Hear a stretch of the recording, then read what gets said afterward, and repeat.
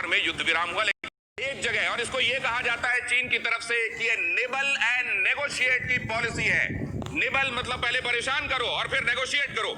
ये है वो सीमा जो करीब करीब 4000 किलोमीटर की, यहाँ पश्चिम से शुरू होते हुए यहाँ पूर्व में अरुणाचल प्रदेश पर जाकर यह सीमा समाप्त होती है। और इस पूरी जगह पर गाहे बगाहे चीन डिस्टर्बेंस क्रिएट करता रहता है और उसके पीछे सिर्फ उसकी दो मंशाएं हैं। जैसे मैंने आपको पहले बताया, निबल एंड नेगोशिएट, पहले परेशान करो, फिर बातचीत की टेबल पर लाओ, फिर अपनी तरफ से कुछ करारों को जबरदस्ती मनवाओ और पहले 3 कदम आगे बढ़ाओ, उसके बाद 2 कदम पीछे हटाकर 1 कदम पर कब्जा कर लो।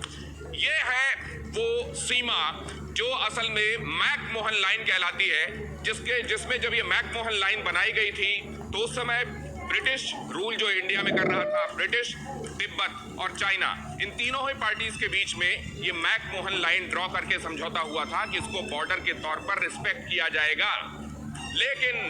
लेकिन चीन ने बहुत जल्दी बता दिया कि वो इसको लेकर क्या सोच रखता है।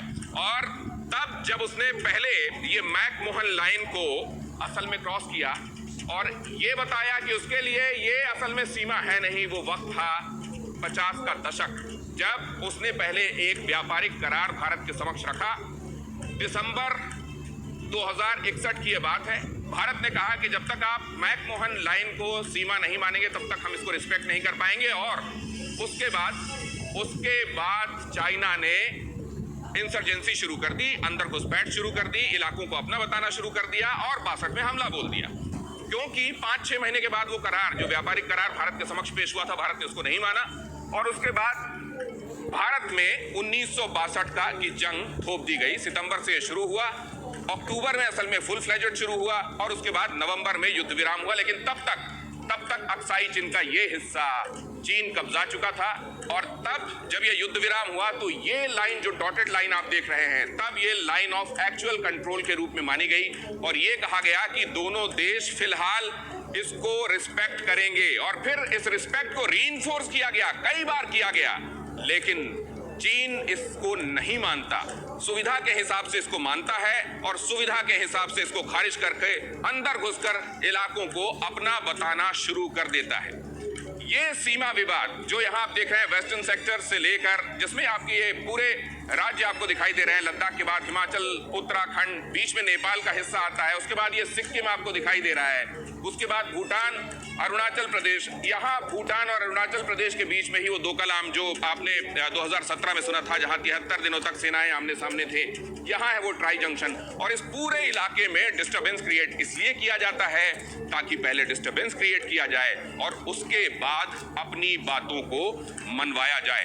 हमारे साथ खास मेहमान जुड़ेंगे, लेकिन 10 चालबाजियां पहले देख लेते हैं और इसके बाद सीमा विवाद और उन 10 चालबाजियों को लेकर हम अपने मेहमानों के पास जाएंगे और समझेंगे अब आगे क्या किया जाना चाहिए। आपको यह भी बता दें कि शाम 6:30 बजे TV9 भारतवर्ष और सी वोटर का संयुक्त सर्वे आप देखेंगे, जिसमें हमने ये जानने की कोशिश की है कि क्या होना चाहिए निर्णायक रूप से।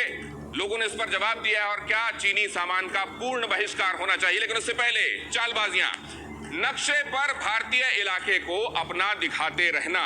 1954 से लेकर 1958 तक कई दस्तावेज ऐसे आए जिसमें नक्शे में, बुक्स में, बुकलेट्स में, जिसमें सोवियत वीकली, चाइना पिक्टोरियल भी शामिल है, हिस्ट्री ऑफ मॉडर्न चाइना भी शामिल है, जिसमें नक्शों को गलत ढंग से बताया गया। भारतीय इलाके में सेना की तैनाती पर आपत्ति की।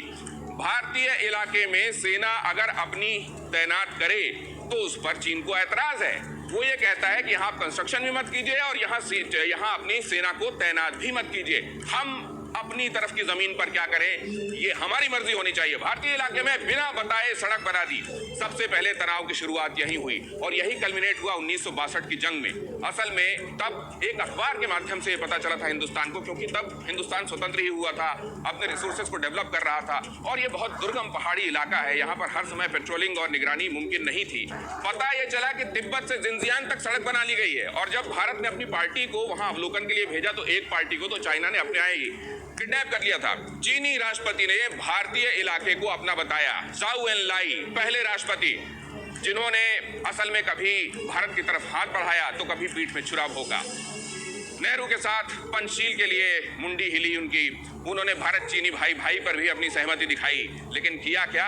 उन्होंने हिंदुस्तानी इलाकों को अपना बताना शुरू कर दिया। व्यापारिक समझौते से मनाही पर चीन ने युद्ध किया। जब व्यापारिक समझौते से मना किया गया, वही जिसका जिक्र मैं आपसे कर रहा था, तो फिर भारत पर जंग थोप दी गई 1962 की, ये बताने के लिए कि अगर तुम हमारे करार नहीं मानोगे तो फिर हम तुमको परेशान करेंगे। चीन में भारतीय दूतावास के अधिकारियों को हिरासत में लिया गया।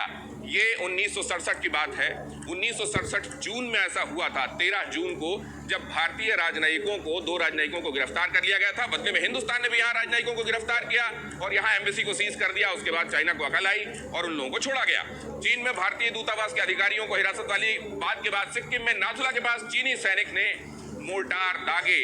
सिक्किम में नाथुला के पास मोर्टार दागे जाने का ये जो वाकया है, ये उन उकसावट वाली वारदातों में एक कड़ी है जो 62 के बाद फुल फ्लेजेड युद्ध तो नहीं कहा जा सकता, लेकिन जिसने भारत को जख्म दिए हैं। हालांकि चोला में जो हिंदुस्तान ने मुंहतोड़ कार्रवाई की थी, वो भी चीन कभी भूलेगा नहीं। 1962 जैसी हरकतों को बार बार दोहराना, 1962 ऐन न सही, लेकिन उसी तरह की परिस्थितियों का निर्माण, उसी तरह के तनाव का निर्माण, और ये बताने की कोशिश कि हम एग्रेसिव तरीके से अपने एम्बिशंस को आगे लेकर चलेंगे, और ये बताना कि हम तुमसे ज्यादा माइट और फायर पावर रखते हैं और तुम पर डोमिनेट कर सकते हैं। अरुणाचल के अफसर को वीजा नहीं दिया गया। 2007 में एक IAS ऑफिसर, गणेश जिनका नाम है, उनको ये कहा गया कि आप तो अरुणाचल के रहने वाले हैं, ये तो चीन का ही हिस्सा है, तो चीन आने के लिए आपको अपने ही देश में आने के लिए वीजा की जरूरत क्या है? ये बताते हुए असल में अरुणाचल को अपना हिस्सा बताने की कोशिश की गई।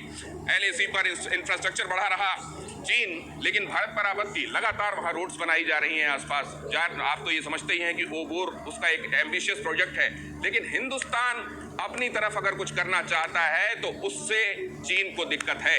लेकिन चीन क्या समझता है, उसे किस बात से दिक्कत है, ये बहुत सालों तक हिंदुस्तान ने सोचा है। और क्या अब वो